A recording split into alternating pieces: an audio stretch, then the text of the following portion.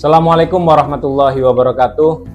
Bawaslu Kabupaten Nganjuk akan mempresentasikan dalam rangka program Bawaslu Membelajarkan dengan tema Sistem Organisasi dan Tata Laksana Organisasi. Sebagai sebuah lembaga negara, Bawaslu memiliki sistem organisasi dan tata laksana organisasi yang telah terstruktur dan dapat diimplementasikan dalam rangka melaksanakan fungsi dan tugas organisasi Bawaslu Kabupaten Nganjuk.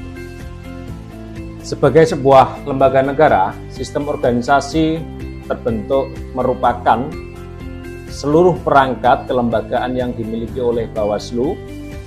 Sementara tata laksana organisasi berupa struktur organisasi yang di dalamnya merupakan terdapat divisi, kemudian pembagian kerja, rantai komando, kemudian juga wewenang dan tanggung jawab masing-masing divisi. Struktur Bawaslu secara organisasi kita dapat mungkin beberapa sudah mengetahui dan sudah tahu. Yang pertama, struktur di tingkat pusat, yaitu Bawaslu Republik Indonesia. Kemudian di tingkat provinsi ada Bawaslu Provinsi. Kemudian ada Bawaslu Kabupaten Kota. Kemudian pada tingkatan yang lebih bawah terdapat pengawas yang bersifat ad hoc yang dibentuk sebelum atau pada masa tahapan pemilu atau pemilihan. Yang pertama, pengawas kecamatan atau biasa disingkat dengan Panwaslu Kecamatan yang berada di tingkat kecamatan. Kemudian pengawas kelurahan desa, yaitu pengawas yang bertugas dan ditugaskan di masing-masing kelurahan atau desa. Kemudian yang terakhir, pengawas tempat pemungutan suara. Kedudukan Bawaslu untuk masing-masing tingkatan tentu saja ada di tingkatan pusat, berada di tingkatan ibu kota negara, kemudian tingkatan provinsi bertempat atau berkedudukan di ibu kota provinsi, kemudian Bawaslu Kabupaten Kota berkedudukan di ibu kota kabupaten kota. Untuk selanjutnya di jajaran ad hoc, Bawaslu Kecamatan, Panwaslu Kecamatan berkedudukan di tingkat kecamatan, pengawas kelurahan desa ada di desa, dan pengawas TPS bertugas di tempat pemungutan suara. Mungkin berbeda dengan lembaga negara yang lain yang dimana lembaga negara yang lain itu sistem organisasi dipimpin oleh mungkin satu organisasi, misalnya di kementerian atau lembaga negara yang lain, di mana di situ pemimpin atau pemimpin tertinggi adalah satu orang, misalnya kementerian, itu pemimpin tertingginya adalah menteri. Sementara di Bawaslu sistem kepemimpinannya itu bersifat kolektif kolegial, di mana dalam satu lembaga Bawaslu ini ada beberapa pimpinan. Nah, ada yang 5 anggota yang terdiri dari anggota dan 1 ketua. Di masing-masing tingkatan Bawaslu RI ada 5 pimpinan Bawaslu yang semuanya adalah anggota dan diketuai oleh 1 ketua yang dipilih oleh anggota tersebut. Kemudian di tingkatan Bawaslu Provinsi ada 7 anggota Bawaslu Provinsi. Sebagian ada 5 anggota Bawaslu Provinsi, tergantung cakupan wilayah cakupan wilayah provinsi. Semakin luas wilayahnya, maka jumlah pimpinan anggota Bawaslu 7 dalam batas tertentu, atau semakin sedikit ada 5 anggota Bawaslu Provinsi. Sama, jadi dari 5 anggota atau 7 anggota itu salah satunya adalah ketua. Ketua itu bertugas untuk memimpin atau mengkoordinasikan lembaga. Seluruh keputusan berada pada seluruh anggota melalui yang namanya rapat pleno. Sehingga di Bawaslu, sistem kepemimpinan di Bawaslu itu bukan satu orang atau individualistik, melainkan secara kolektif kolegial. Sehingga semua putusan di Bawaslu, keputusan lembaga itu melalui mekanisme rapat pleno anggota. Oke, selanjutnya dalam anggota, baik 7 anggota, 5 anggota, dan 3 anggota untuk kabupaten kota tertentu. Misalnya di Jawa Timur ini ada Kota Kediri, kemudian Kota Mojokerto, Sementara di Bawaslu Kabupaten Nganjuk itu ada 5 anggota. Jadi dari 5 anggota itu, setiap anggota ini mengkoordinasi atau menjadi koordinator pada divisi-divisi yang telah ditentukan oleh peraturan Bawaslu.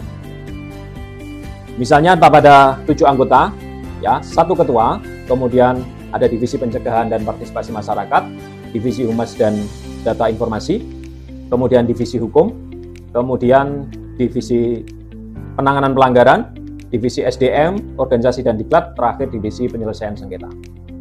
Sementara di 5 anggota, 1 ketua, kemudian 1 anggota divisi koordinator pencegahan, partisipasi masyarakat dan humas, kemudian divisi penanganan pelanggaran dan data informasi, kemudian ada divisi hukum dan penyelesaian sengketa, terakhir ada divisi SDM, organisasi dan diklat. Sementara di kabupaten kota yang berjumlah 3 anggota atau 3 komisioner Bawaslu, 1 ketua merangkap sebagai koordinator divisi SDM, organisasi, diklat dan data informasi, yang kedua anggota mengkoordinatori divisi hukum, pencegahan, partisipasi masyarakat dan humas, yang terakhir adalah divisi penanganan pelanggaran dan penyelesaian sengketa. Selanjutnya tentang pengangkatan atau pembentukan anggota Bawaslu. Bawaslu dalam sistem dan tata laksana organisasi di Bawaslu, pengangkatan anggota Bawaslu ini ada melalui seleksi. Pertama di Bawaslu Republik Indonesia, tim seleksi dibentuk oleh Presiden, kemudian proses seleksi dilakukan secara terbuka, akuntabel dan transparan, kemudian melalui uji kelayakan dan lain sebagainya. Sementara di Bawaslu Kabupaten Kota atau Bawaslu Provinsi, tim seleksi dibentuk oleh Bawaslu Republik Indonesia, yang kemudian tim seleksi itu melakukan rekrutmen secara transparan, akuntabel, melalui proses seleksi, melalui semacam tes kelayakan, melalui tes tulis, wawancara dan lain sebagainya, sehingga terbentuklah anggota Bawaslu, terbentuk dan dilantik oleh Bawaslu Republik Indonesia, sehingga seluruh masyarakat yang memenuhi syarat dapat menjadi anggota Bawaslu, baik di tingkatan Republik Indonesia, di tingkatan provinsi maupun tingkatan kabupaten kota. Begitu juga di Panwaslu, kecamatan dan seterusnya, yaitu pengawas ad hoc. Pengawas ad hoc itu dibentuk oleh Bawaslu Kabupaten Kota. Contohnya Panwaslu Kecamatan itu dibentuk oleh Bawaslu Kabupaten Kota melalui seleksi terbuka, tes tulis, wawancara dan lain sebagainya. Kemudian pertama di Bawaslu, anggota Bawaslu Republik Indonesia yang kemudian dilantik oleh Presiden. Begitu juga di Bawaslu Provinsi dan Kabupaten Kota, tim seleksi dibentuk oleh Bawaslu Republik Indonesia yang kemudian melakukan rekrutmen melalui tes tulis, tes wawancara, tes kesehatan dan lain sebagainya, yang kemudian dilantik oleh Bawaslu Republik Indonesia. Sementara di pengawas ad hoc, semisal pengawas kecamatan, Bawaslu Kabupaten Kota selaku pengawas di tingkatan kabupaten melakukan rekrutmen kepada calon-calon pengawas kecamatan secara transparan, terbuka dan akuntabel. Begitu juga di tingkatan kelurahan desa sampai di pengawas TPS. Kemudian pemberhentian Bawaslu, anggota Bawaslu baik di Republik Indonesia, provinsi maupun kabupaten kota, ada mekanisme atau syarat-syarat tertentu dilakukan pemberhentian. Sebelumnya, untuk masa jabatan Bawaslu baik di tingkatan kabupaten kota sampai Republik Indonesia itu adalah masa jabatan 5 tahun. Dalam masa jabatan 5 tahun itu, apabila salah satu anggota Bawaslu ada yang meninggal dunia, kemudian berhalangan tetap sehingga tidak mampu melaksanakan tugas dan wewenang sebagai anggota Bawaslu atau diberhentikan tidak hormat, maka dilakukan pemberhentian dan selanjutnya dilakukan pergantian antar waktu sesuai dengan mekanisme yang berlaku.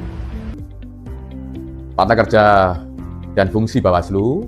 Bawaslu adalah lembaga yang memiliki 3 fungsi utama, yaitu pencegahan, pengawasan, dan penindakan pelanggaran pemilu, yang tata kerjanya berfokus untuk memastikan seluruh tahapan pemilu berjalan dengan lancar sesuai aturan.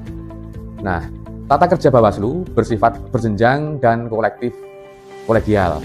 Berjenjang ini dengan maksud struktur Bawaslu terdiri dari Bawaslu RI, Bawaslu Provinsi, Bawaslu Kabupaten Kota, kemudian ada Panwaslu Kecamatan, Panwaslu Kelurahan dan Desa. Ya, Panwaslu Kelurahan ini adalah pengawas pemilu maksudnya ya di tingkat kelurahan dan desa, kemudian ada pengawas di tingkat TPS. Nah, tugas dan wewenang terbagi sesuai jenjang, namun tetap dalam satu komando, di mana secara struktur berjenjang ini apapun yang terjadi di setiap jenjang maka merupakan tanggung jawab dan dari Bawaslu RI. Nah, kemudian tata kerja yang kedua yaitu kolektif kolegial. Setiap keputusan diambil berdasarkan musyawarah mufakat. Biasanya ini diambil melalui rapat pleno oleh seluruh anggota Bawaslu di tingkatannya masing-masing, sehingga bukan karena keputusan dari ketua atau salah satu anggota saja. Nah, ini untuk memastikan bahwa keputusan yang diambil bersifat objektif dan akuntabel. Nah, dari ketiga fungsi Bawaslu tadi, fungsi yang pertama yaitu fungsi pencegahan.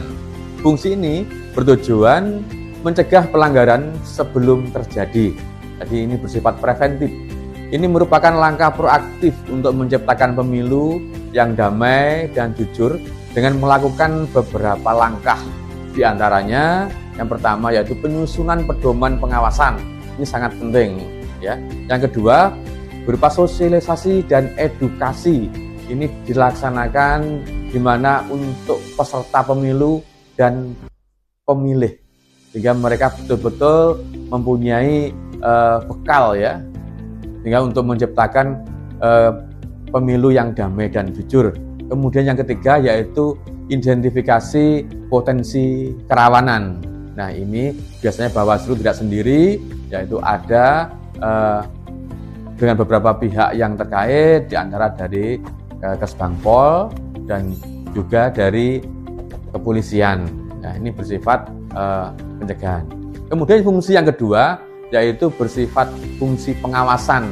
Fungsi ini bertujuan untuk mengawasi setiap tahapan pemilu secara real time ya. Pengawasan dilakukan secara terstruktur, sistematis dan masif. Nah, ini salah satu contohnya dari pengawasan tahapan pemilu, mulai dari pendaftaran dan verifikasi peserta pemilu. Berikutnya tentang pemutakhiran data pemilih. Kemudian tahapan kampanye dan dana kampanye. Berikutnya tentang pemungutan dan penghitungan suara. Ini yang kemudian memerlukan energi yang cukup besar dan memerlukan partisipasi semua pihak, sehingga ada pengawasan yang secara masif menyeluruh siapapun untuk kita ikutkan untuk mengawasi jalannya pemilu. Kemudian yang ketiga yaitu fungsi penindakan. Nah, proses ini tidak hanya mengacu pada laporan saja, tetapi juga hasil temuan yang langsung didapatkan di lapangan ya.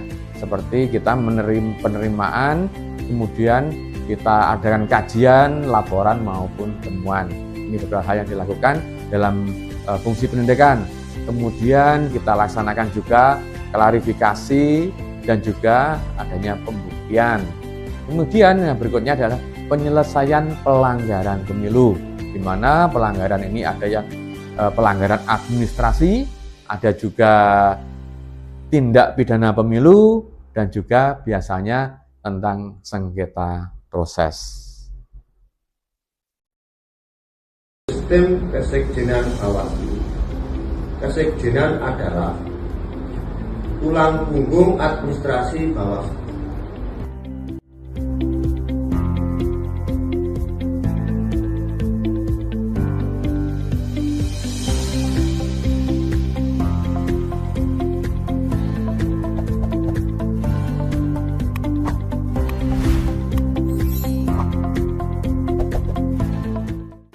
Pengawasan dan evaluasi, memastikan seluruh kegiatan sesuai dengan rencana, strategi, dan peraturan yang berlaku. Menilai efektivitas penggunaan sumber daya manusia, keuangan, dan logistik. memberikan rekomendasi perbaikan untuk meningkatkan kualitas layanan kesekjenan. Bentuk pengawasan yaitu adalah bentuk pengawasan internal yang dilakukan oleh Inspektorat Bawaslu melalui unit kerja audit keuangan dan review kepatuhan terhadap standar operasional prosedur atau SOP. Yang kedua, pengawasan eksternal yang dilakukan oleh BPK, Badan Pemeriksa Keuangan, Kemenpan RB, atau lembaga lain sesuai dengan kewenangannya. Evaluasi kinerja kesekjenan, indikator kinerja utama atau IKU digunakan untuk mengukur capaian program strategis. Selanjutnya, sistem akuntabilitas kinerja instansi pemerintah atau SAKIP memastikan setiap kegiatan berorientasi kepada hasil atau capaian. Yang terakhir, laporan kinerja atau LAKIN disusun tahunan sebagai pertanggungjawaban kinerja kesekjenan. Manfaat pengawasan dan evaluasi menemukan kelemahan sistem secara dini sebelum menjadi masalah besar, memberikan masukan untuk pengambilan kebijakan yang lebih tepat, meningkatkan kepercayaan publik terhadap kinerja Bawaslu. Terima kasih.